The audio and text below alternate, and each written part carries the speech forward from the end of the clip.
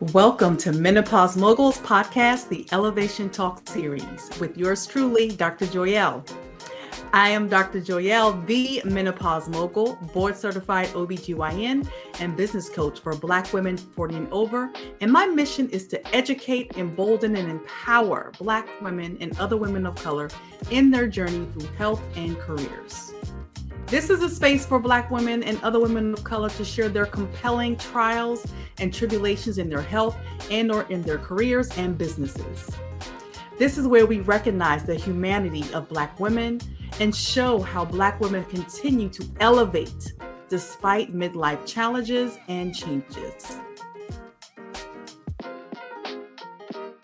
Hello. Welcome back to another episode of Menopause Moguls. I have a treat for you all today.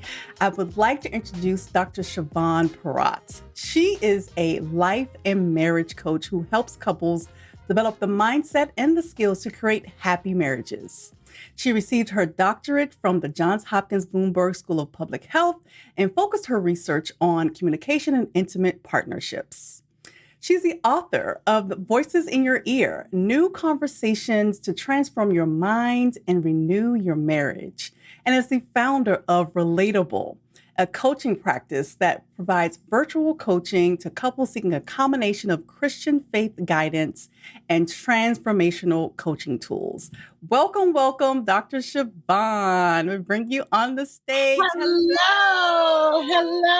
I'm so excited to be here. I'm so excited for you to be here too. So let me give people some context because the time of the recording, it's been a snowstorm around the country, and me and Dr. Chavonne and I both are moms, and we were just talking about how, the kids being home for a long weekend has been a little bit of a triggering thing, and but we're going to go with the flow and have a great conversation, right, Dr. Chavonne? Yes, we're going to go with the flow. Listen, I have to say, schools knew best that we love our children. We want to spend that time with them, but we need the breaks, right? Yes.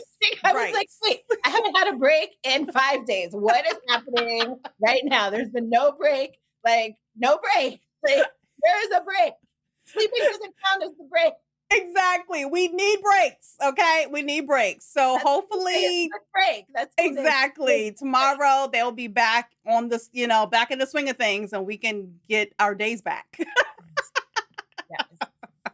So yes, I'm so excited to have you here, Dr. Chavonne. So I wanted to bring you on. Like I said in your intro, you are a life and marriage coach, and what I want women to know is that menopause not only happens to us, it happens to the people that we are connected with, right?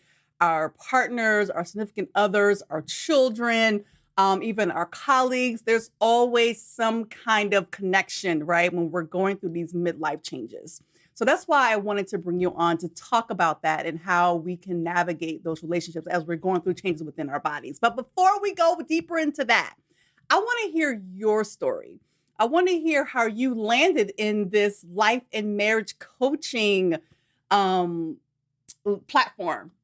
Yeah, I love it. So this was what I studied in many ways. I have always been fascinated with relationships. And so even in my doctorate, I studied intimate partnerships. I studied how we make choices in relationships, mostly with an adolescent population. And so then when I graduated and started working, I worked for an organization where that was what we did. We created programs to help adolescents create healthy relationships, have great open communication, know what to look for in their partners, et cetera, et cetera. And life was great. I got married, I had a child, and I was like, I want something different for my work-life balance. And so I exited that relationship. It was a relationship with the organization. I exited that work and was literally on maternity leave, sitting watching an episode of Oprah, Super Soul Sunday. And it was about how, when you feel called to do something, there's all this stuff in the way that will make you procrastinate, make you just keep putting it off, and all these limiting beliefs. And I was like, that's what's been happening for me. I've had an entrepreneurial spirit. I started so many side hustles, even doing all my work. And I was like, I'm not going to let the fact that I can't figure out how to pull it all together stop me. And Mm. soon after that, I was again nursing my daughter in the middle of the night, searching for podcasts because I was like, I've got to keep myself awake. And also something that's going to pour into me and like make me a better person. I found a podcast, a life coach school podcast. And I was like, this is like a real thing to do. This is a career. And so really the rest is history. I officially left my job. I was juggling the early stages of motherhood, a major life transition, and Yes. building a business at the same time. And not literally, oh my gosh, it is 9 years later. And Wow. here I am. It was January that all of that Yeah. happened as well. Yeah. Wow. Yeah, that is a lot of transition going on. That's that Yes. is And I wasn't aware of how much a lot it was until several years later. I'm like, oh, now all of that makes sense. Okay, I got it.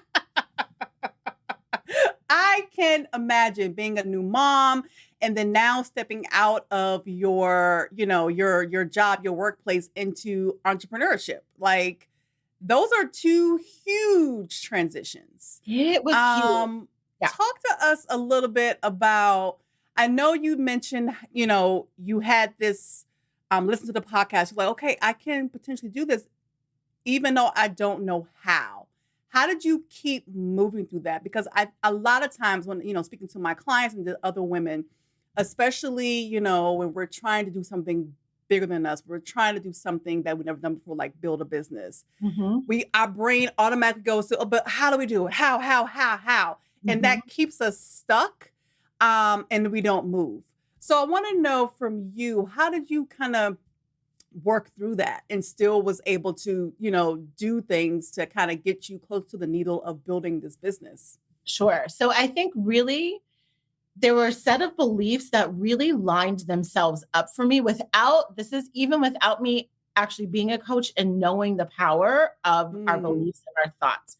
So I think Yes. that episode with Oprah, it just really anchored me in the book and the person she was interviewing was Stephen Pressfield, and the book is called The War on Art, not the art of war, The War on Art. And I was like, oh, I should read that book. And I was like, no, he's already given the punchline. Just do it. So that was the thought that I walked away from that episode with, that just really landed in my soul, that I was like, it doesn't matter that it doesn't make sense. It doesn't matter that you can't see 20 steps ahead. Just do the next thing right in front of you. And then the other thing was, I remember one of my staff members had left our organization prior to my leaving, and she was making more money doing something else. And I was just like, what if it was possible for me to make just as much, if not more money, doing something on my own terms? And I was like, I think I can do that. Like, I see her having done that. And she worked for another organization, but I was like, I think I could create that. So just taking the next step, what if I could be just as financially, rewarded and sustained doing something else using the skills that I want to use?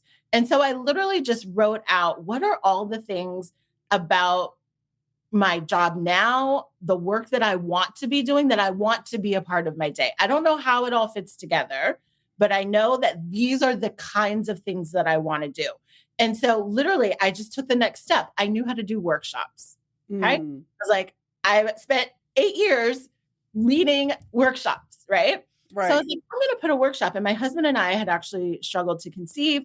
So I was like, I want to pour back in to the community of women that are still struggling with infertility.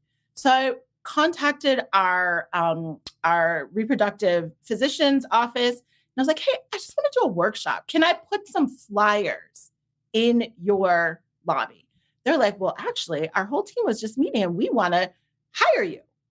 So that was literally just, again, fueling that thought, like, oh, you could actually like make money for your Right. own value doing something that you just want to do. And from there, then my husband and I are like, oh, it would be really fun to do a couples event. I was like, yes, right? So I love events. I love teaching. I've always, again, been fascinated with relationships.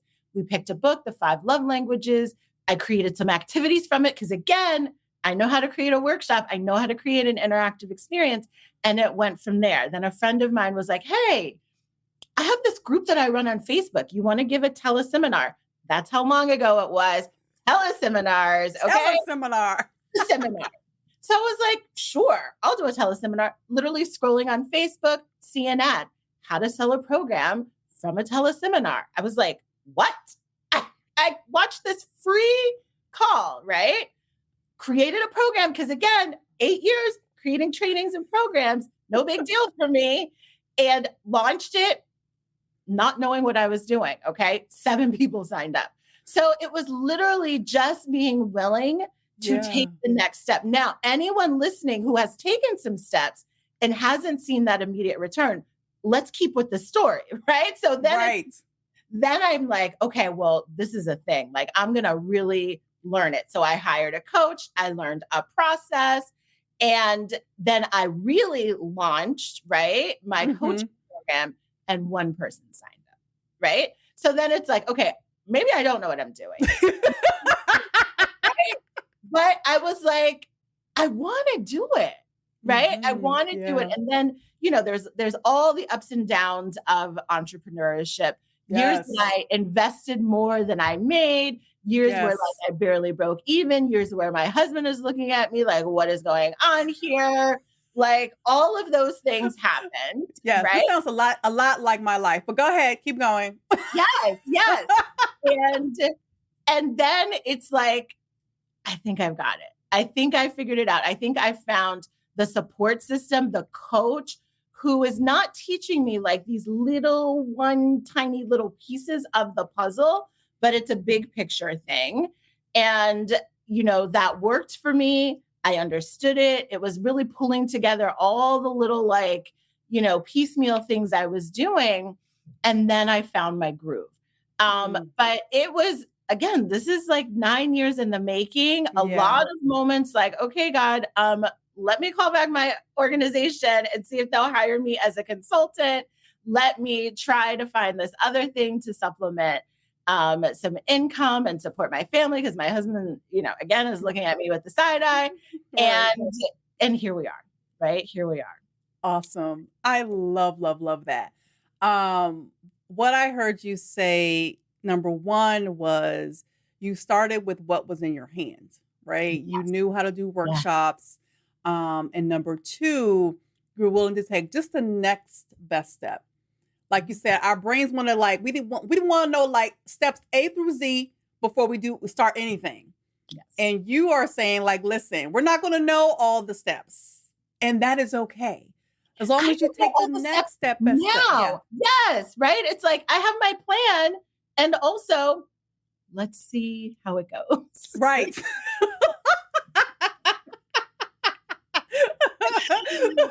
But you were willing to do that. And I think, you know, hearing you, you know, at that point, like what you wanted and what you wanted to create, and having you focus on that allowed you to just keep going, you know, even though you didn't know all the steps ahead of time. You, like I said, you knew what you had in your hand that you actually can start with, and you started with that, and you just kept going.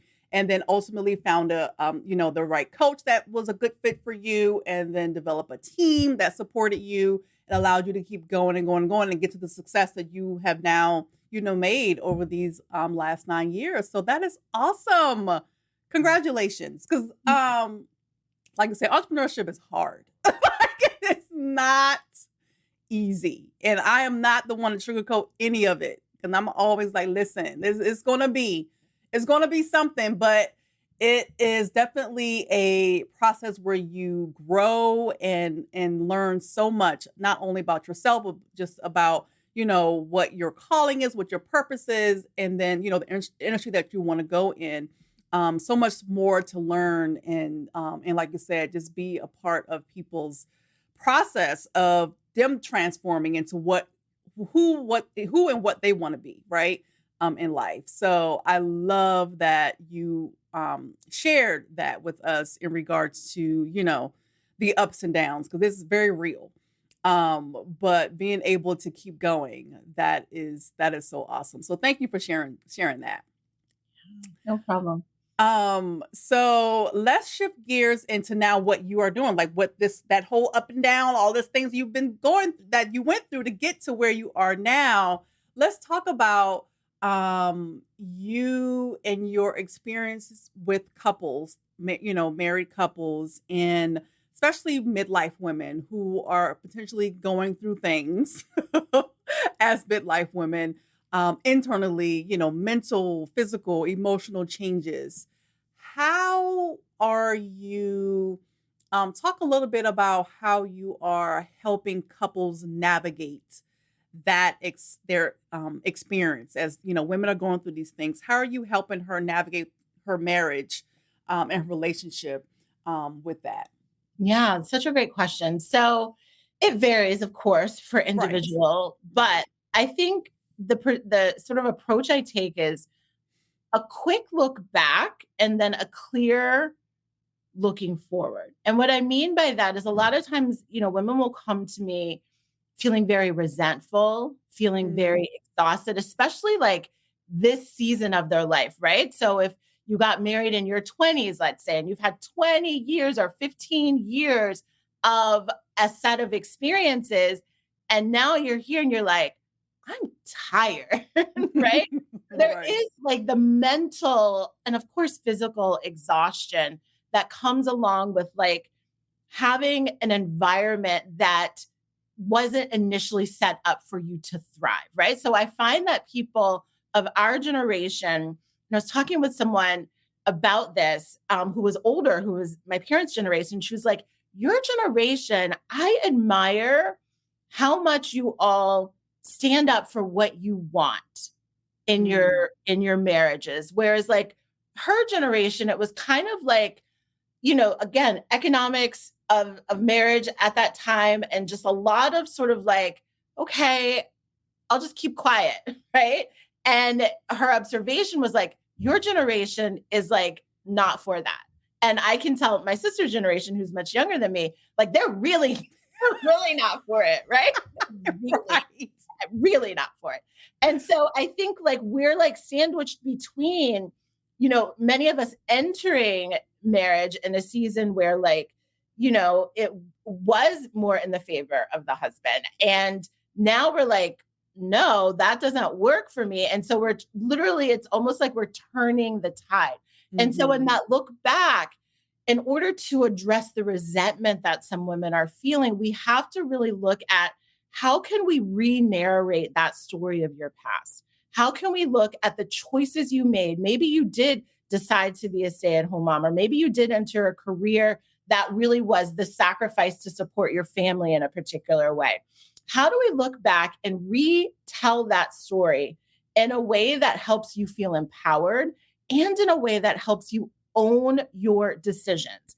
And my Mm. philosophy is any decision that we make is a function of what is the most important thing. What is the priority to us at that time?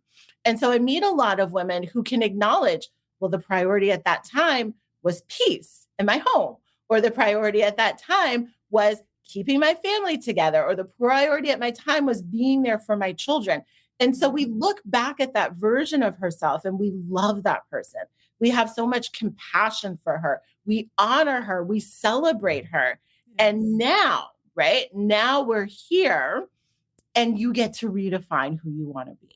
You get to Mm. realign your priorities. You get to rediscover your values, who you are as a woman. And that might now mean learning to make some requests, learning to set some boundaries, learning to take things off your plate that you didn't really want on your plate in the first place.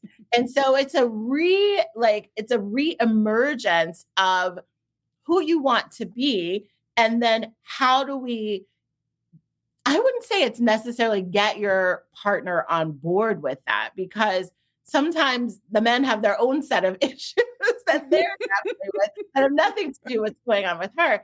But Right. how do we redefine what you want your marriage to be as you look forward to the next, 40 years, 40, 50 years? Everyone in my book lives to 100, right? So as you look forward to the next half of your life, right? Like, Mhm. what do you want that experience to be like? Because you get to own that now and you get to take the steps now to create that. Yeah, I love the fact that you said taking a quick look back and actually having compassion for her and um you like say show her love because like you said a lot of women can go into the next half of their life, especially with in relationship with like you said resentment, a lot of judgment of themselves and being able to like you said celebrate her and then redefine what she wants and who she wants to be in this next phase of her life. I think that is so powerful.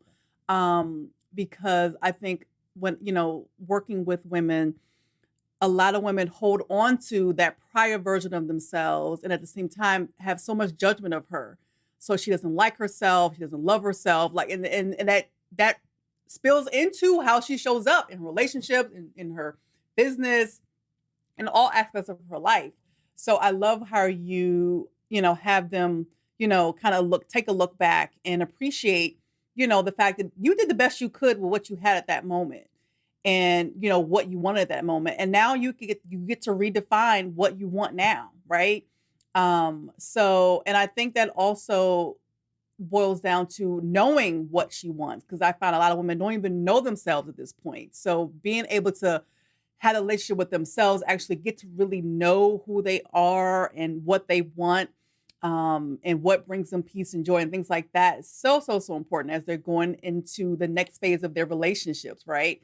As they're, navigating through these different things. And from what I understand, so you meet with them separately and then you meet with them as a couple. Is that how you typically, Sure. Yes. I have what I guess I would call a mixed model approach. So when I'm working with a couple, we have couple sessions and then each individual gets me as their private coach. So I work with the women in a set of private sessions and the husbands or the partners in another private session.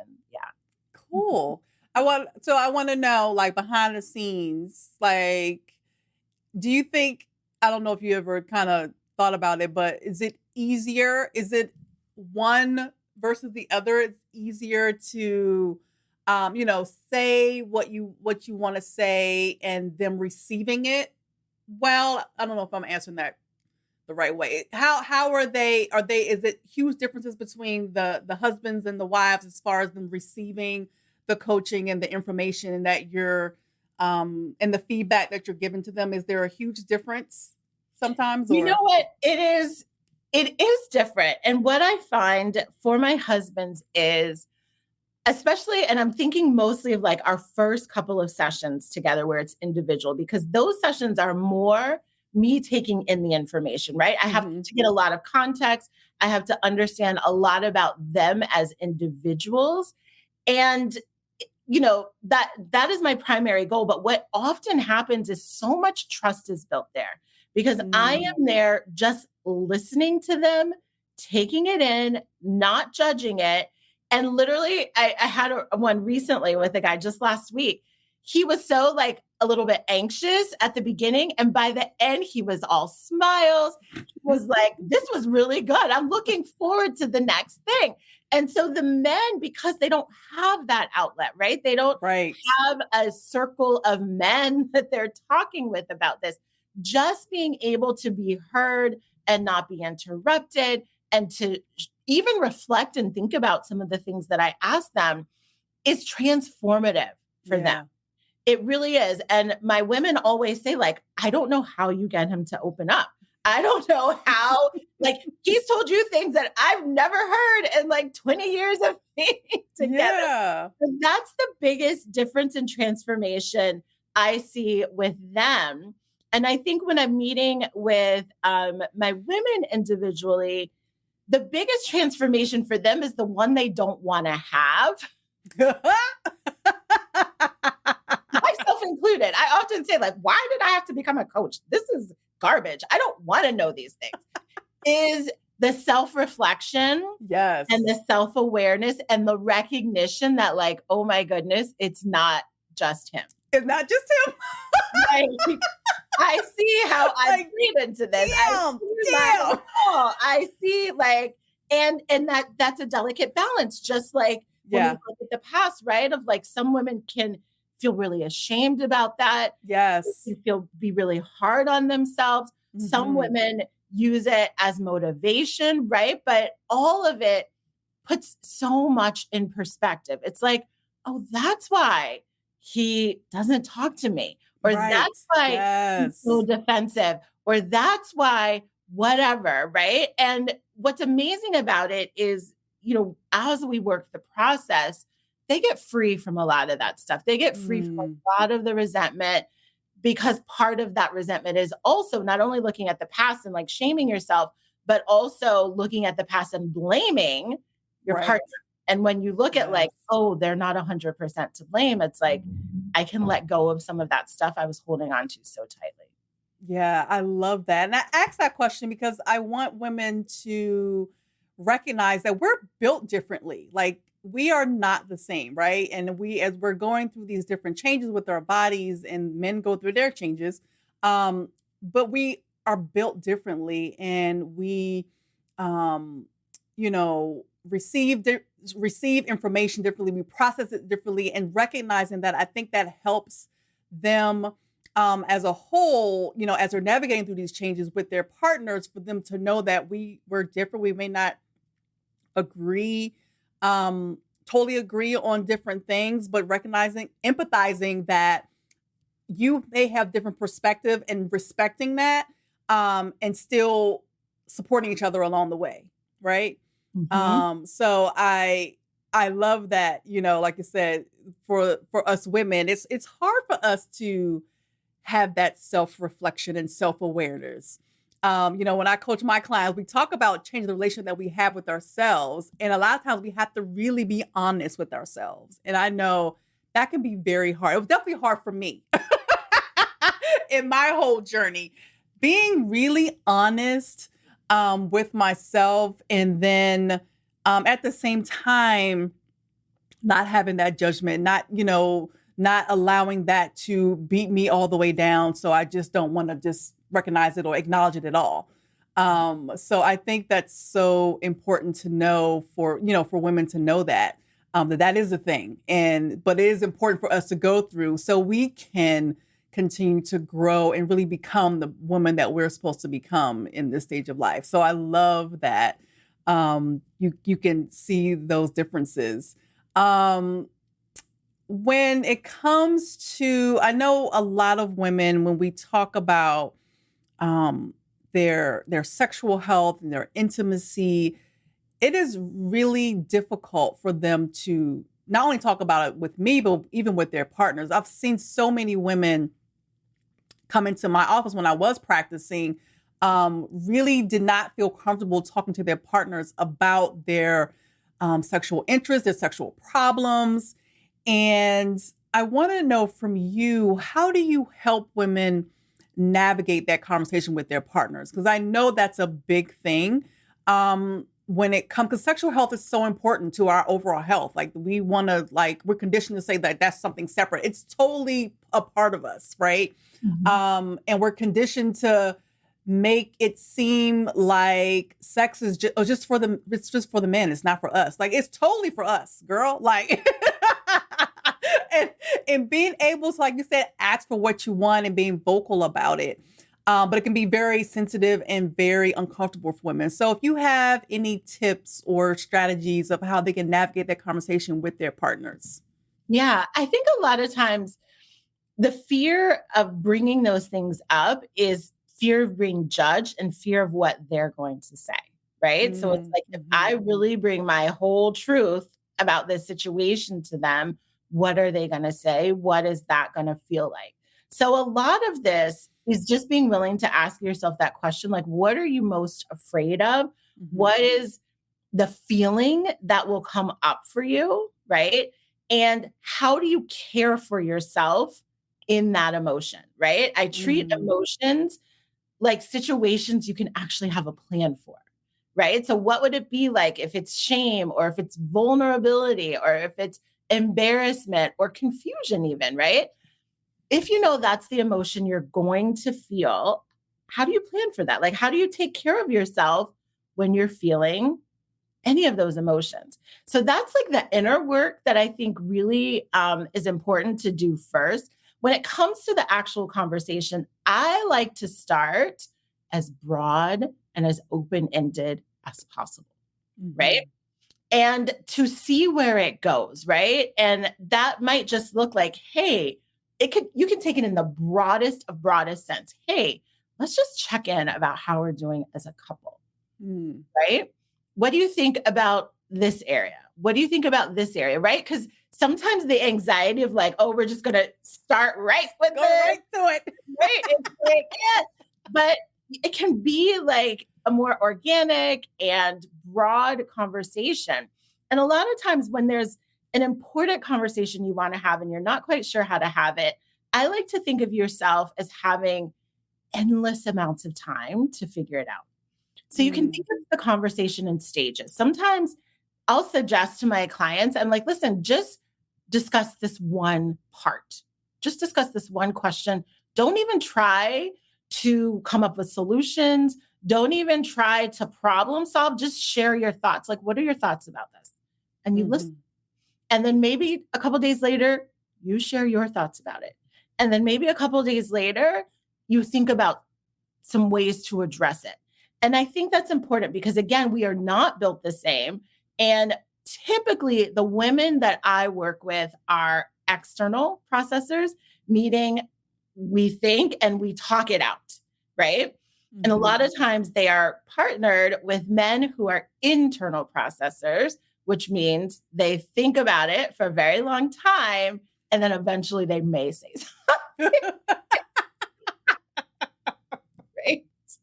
And we want to honor and respect both of those, right? Because I think sometimes as women, I know I struggle with this. I'm much better about it now. But when I start a conversation, I want to have the conversation. I want to have the resolution. I want to have the next steps. I want to have the like plan. And it's hard to sort of entertain or introduce a conversation just for the sake of introducing it and not knowing exactly where it's going to go. And so I think especially when it comes to intimacy, because there's just so much there for people, that the slower you can go, the more broad you can go and the more internal ahead of time you can go with just like, how am I going to care for myself? How am I going to make sure I'm okay in this conversation, no matter what he says or doesn't say? And what am I going to do about that? Yeah, I love that.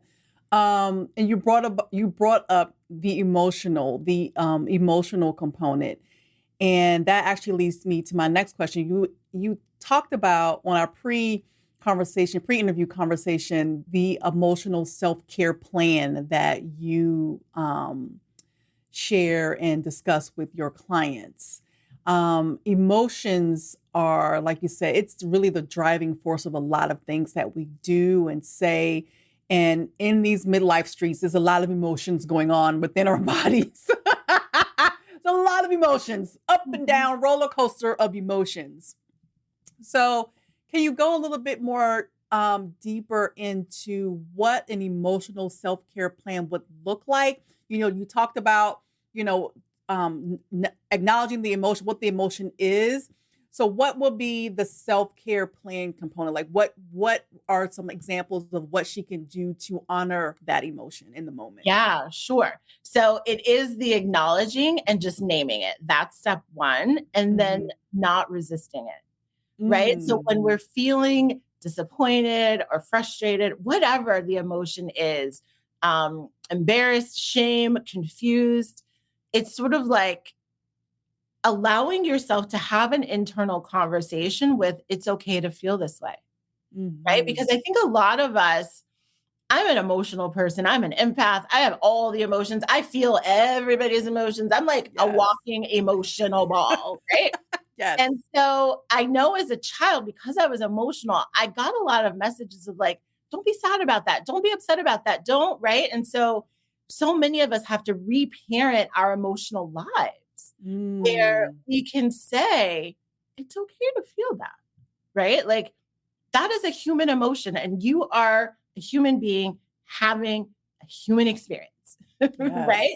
Yes. And so Yes. that is okay. So I think literally that's half of the work is not resisting the emotion. Because what do we do when we're resisting the emotion? We react, we distract ourselves with things that aren't really productive or healthy. Yes. We freeze. Like there's so many ways that we respond out of resistance and out of like trying to get out of the emotion. So awareness, acknowledge it, stop resisting it. And then I just literally ask myself, what do I need right now? Or what do I need this day to look like? So sometimes I'll wake up in the morning and I'll feel it. I'm like, oh, this is one of those days. Okay, I know exactly what to do. I'm going to take it easy, right? We had that right? Like, it's so funny. When the schools got closed this morning, I was like, why is the world not letting me be great? Right? Exactly. With Joyelle. First of all, I already rescheduled. Let's just start there, right? So you guys are getting an inside peek into my self-care plan because the day that we were originally scheduled, it was an early morning and it was ambitious for me. It was very but I was like, I can do this, but I didn't, right? I'm like at the school drop-off line, calling her like, hey, we're going to have to cancel this call. It's one of those days. Like I could have technically still made it, but I wouldn't shown up as my best self. So that is me asking myself, like when I started feeling the emotions come and know that I was feeling pressured and panicked a little bit about everything that was on my plate, it was like, okay, what do I need here? And I was like, step number one is after I drop this child that I love so much off at school and we're late, right? We're late today. Yeah. What do I need? And I was like, I need at least 30 minutes to just decompress. Right. And I recognize some of you are listening to that and you're like, I don't have the luxury of that. So Right. maybe it's 5 minutes in your car. Right? Yeah, exactly. Right. 5 minutes in the bathroom stall at work. Whatever. Take it. Take it. Right? Because the mindset I had to have to be able to call you and say, hey, I'm really going to have to move this. I apologize that it's late. I had to recognize like, I feel badly that it's an inconvenience to her, but I also have to honor myself. And I think sometimes we will push ourselves in negative emotions because we are afraid of how it's going to impact someone else. Yes. And their disappointment in us or whatever the case may be. But whenever I feel myself being in that space and I ask, what is it that I need to take care of myself? The answer is always slowing down. The answer is always giving yourself a moment to rest. Where is a pocket in your day that you can take something off your plate and put nothing there? Right? It's not like just take it, but like quiet white space. Yes. And so you, right, listener, audience member, I want you to think about like, if you could come up with a list of just like three things when I'm stressed out or whatever the emotion is, what is it that I need, right? Then take that, right? Give yourself permission to take that and honor it and know that the world is not going to fall apart. Oh my gosh. Yes. Oh my gosh. That was a whole word. Okay. That was a whole word. We are so conditioned to put everybody in front of us, take care of everybody else. And when it comes to something that we need, we're like, oh no, we can't. I can't do that. I don't want to disappoint this person. I don't want to let this person down. Like, so I love that you, like I said, acknowledge and then don't resist, feel the feelings and ask yourself that question. What do I need right now? I talk about that so much with my clients. Like, what do I need? And giving yourself permission to actually be okay with needing it and then letting you have it, right? Feel like you're worthy of rest. Yeah. You're worthy of, whether it's 5 minutes, 10 minutes, 30 minutes of doing nothing, right? We are so conditioned to just be doing something all the time. We gotta do it, we gotta do it, we gotta do it, we gotta do that, we gotta do. You can just sit still and just be still. And that is okay. And be okay with that. So I love everything that you said. It is so necessary for us to, like I said, give ourselves permission to even do that. Ask yourself the question, listen to the answer, and then do what is best for you and what aligns with what you want and how you want to show up that day. So I love, love, love that. Thank you for that. You're so welcome. So there's never enough time here. You know, our time is getting close to the end of the episode, and we're gonna have to have you come on another day and talk about some more stuff. Because there's so much to go, you know, with relationships and in midlife and menopause and all the things. So many. But I want people to know, who do you actually work with and where can they find you? Yes. So the best place to find me is on my website, drchavonne.com. I'm sure we will link to it and get that spelling and all of that stuff. Yes. It'll be all in the show notes, guys. All in the show notes. And who do I work with? I work with, so I work a lot with couples. I also do have a part of my practice where I work with individual women, but I work with individuals who are really interested in growing themselves and making their experience in their relationship better.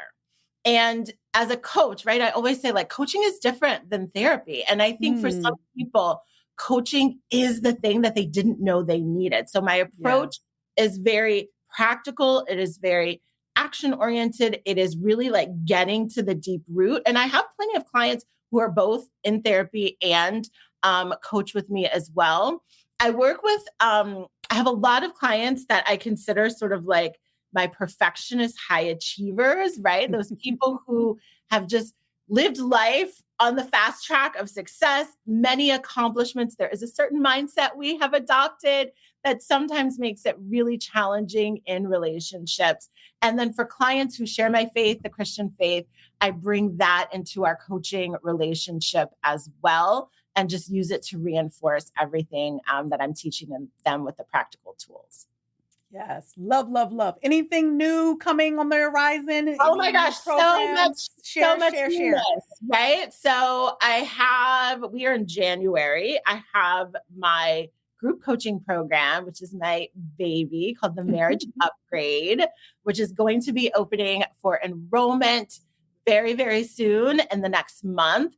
There are some other sort of like leading up events just to give you a taste and to give you the opportunity to experience what that program is like, what it's like to be coached, what it's like to be in a space with other couples who are working towards the same goals that you are. So all of that information will also be on my website, drchavonne.com. I always keep that updated with any free workshops that I'm doing. But I do have one coming up on February 12th called Couples Goals. So definitely look out for that. Yay. So yes, all of her information will be in the show notes, ladies. So definitely follow her, connect with her, and she will, get y'all all together. Get y'all all together. You and your significant other. All right, let's do these rapid fire questions. So the first question is, what brings you joy? What brings me joy is watching my children play. Literally, and laugh and giggle. They are 7 and 9, and they just have just a carefree nature about them that reminds me not to take everything so seriously. Awesome. All right. What is one piece of advice? So there's two things that I actually want to ask you this question. So what's one piece of advice you would have for women? Was a similar story to yours where she is being called to do something outside of her normal workplace, but not know, all the steps, or don't know how to do it. What will be your one piece of advice for her? My one piece of advice is to anchor into the belief that you already know. Mm. And that's so simple and also so deep and also like, but I don't know. Right. But I don't, right? But that's the thought that's getting in the way of you actually uncovering it, right? Yes. So when you enter a situation believing I know the answer, I will figure this out, you give yourself that infinite patience and you unblock it. You unblock the feeling, the intuition, the divine guidance. Yes. You unblock it. So you have to, even though it feels like you still don't know, like, what if you just play around with like, what if I do know? What if I do I know? do know. Oh, I love that. Oh my gosh, I love that. Okay. The next question. One piece of advice for a woman who is going through these changes in her body, hot flashes, brain fog, irritability, she's snapping at the husband or her significant other. One piece of advice for her to show up in a way that nurtures her relationship with her significant other as opposed to, beating it all down or resenting that whole relationship. Sure. So I have a two-pronged approach. It's being transparent and vulnerable on the front end and then repairing quickly when that doesn't work. Right. So like when I notice these things for myself, right, my husband has a tendency to like to cuddle in bed and about 2, 3, 4, that is not working for me because I'm trying to get everything off, right? So instead of like being annoyed and resentful that he's giving his extra body heat to my body heat, right? I just told him, I was like, listen, these are the changes that I'm experiencing. And this is about when they happen. And this is all the things. So if you want to hold my hand, love it, right? But if you want your arm on me, don't love it. So that's the transparency, right? Yeah. And then there are things, like questions that get asked. And then he gets a whole novel of answer. And then it's like, okay, well, thank you. And I'm sorry. And I'm just going through a lot right now. Thank you. Thanks. I love it.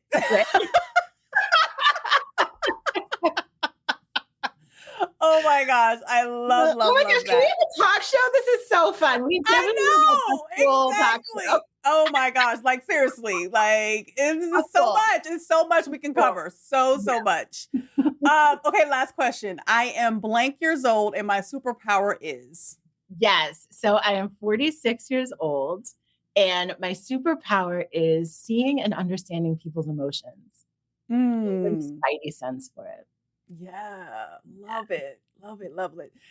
Thank you so much, Dr. Chavonne. This was so much fun. Like, seriously, the best no-day activity ever. Exactly. Like, forget these kids. We could just be in here.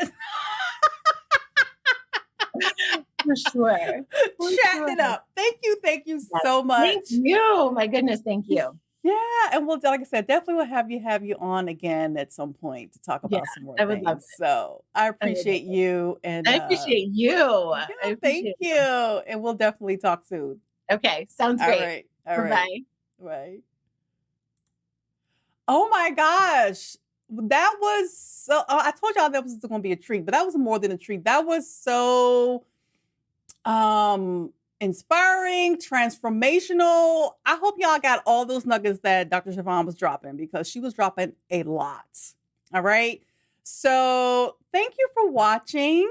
And as a woman of color, you can do anything you are being called to do if you acknowledge and feel the feelings. All right, y'all. Feel the feelings. So important. As always, sending love and light to you all. Until next time, talk to y'all later. Bye.